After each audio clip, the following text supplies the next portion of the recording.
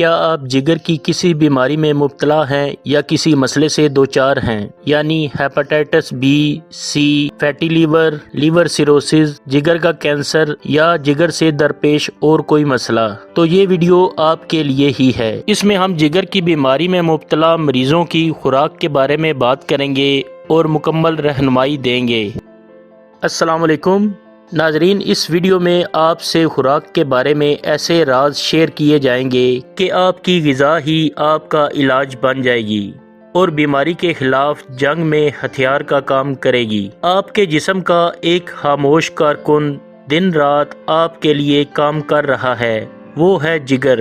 نہ وہ شکایت کرتا ہے، نہ شور مچاتا ہے، مگر آپ کے کھانے پینے، دوائیوں اور حتیٰ کہ جذبات کے بوجھ کو بھی سنبھالتا ہے۔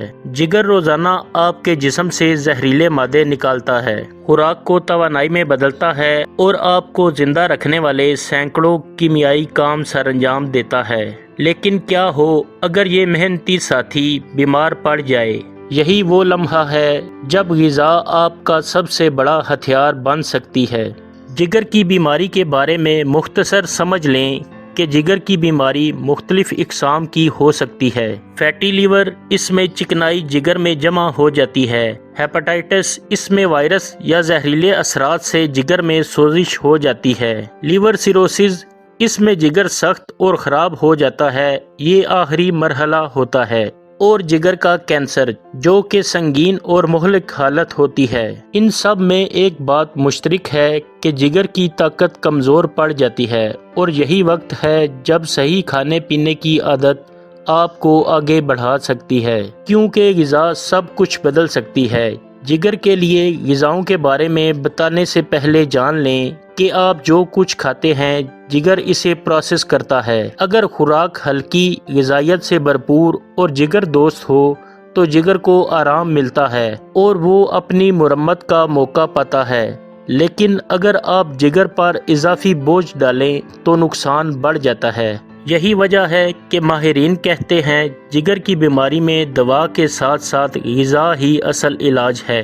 اب اصل موضوع پر آتے ہیں کہ جگر کی بیماری جیسی حالت میں غذا کیا اور کیسے لیں۔ اس بارے میں آپ کو آسانی سے سمجھانے کی بھرپور کوشش کی جائے گی۔ نمبر 1، بھاری کھانے جگر پر دباؤ ڈالتے ہیں، اس لیے دن میں 4 سے 6 بار کم مقدار میں کھائیں تاکہ جگر پر کام کا بوجھ نہ بڑھے۔ اس سے توانائی بھی قائم رہے گی اور جگر کو ہلکا کام ملے گا، اور ایسے جگر کو آرام اور خود کو ریپیئر کرنے کا موقع بھی مل جائے گا۔ نمبر 2، پروٹین ہمارے جسم کے لیے ضروری ہے، لیکن جگر کی بیماری میں گوشت، انڈے اور چکنائی والا دودھ لینے سے مسئلہ بڑھ سکتا ہے۔ اس لیے جگر کے مریضوں کو جانوروں کی پروٹین کی بجائے پودوں کی پروٹین جیسے دالیں، لوبیا، چنے اور میوہ جات کا انتخاب کرنا چاہیے۔ مچھلی اور چکن کی تھوڑی مقدار بھی شامل کی جا سکتی ہے، لیکن زیادہ نہیں۔ نمبر 3، کاربوہائیڈریٹس جسم کی توانائی کے لیے ایندھن کا کام کرتے ہیں۔ براؤن رائس، جوں کا دلیا، سبزیاں اور پھل اس کے بہترین ذرائع ہیں۔ چینی، مٹھائیاں، میدے سے بنی اشیاء اور سفید آٹے کی روٹی سے پرہیز کریں۔ نمبر 4، چکنائی، اس کے لیے ایک اصول یاد رکھیں کہ کم مگر صحت مند، جیسے کہتے ہیں کہ کم کھائیں لیکن اچھا کھائیں۔ تلی ہوئی چیزوں سے دور رہیں۔ جانوروں سے حاصل ہونے والی چکنائی چاہے کسی بھی شکل میں ہو، مثلاً مکھن، بالائی، پنیر وغیرہ، سب سے پرہیز کریں۔ چکنائی کے حصول کے لیے زیتون کا تیل، مچھلی کا تیل اور بادام، اخروٹ وغیرہ کا استعمال بہترین انتخاب ہے۔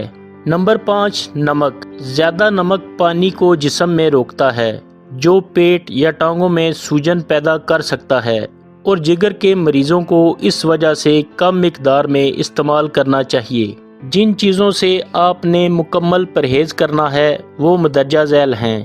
شراب نوشی چاہے تھوڑی سی ہی مقدار میں کیوں نہ ہو، زیادہ نمک والے کھانے مثلاً اچار، چپس، پروسیسڈ فوڈ، تیل میں تلی ہوئی اشیاء، میٹھے مشروبات اور کولڈ ڈرنکس وغیرہ۔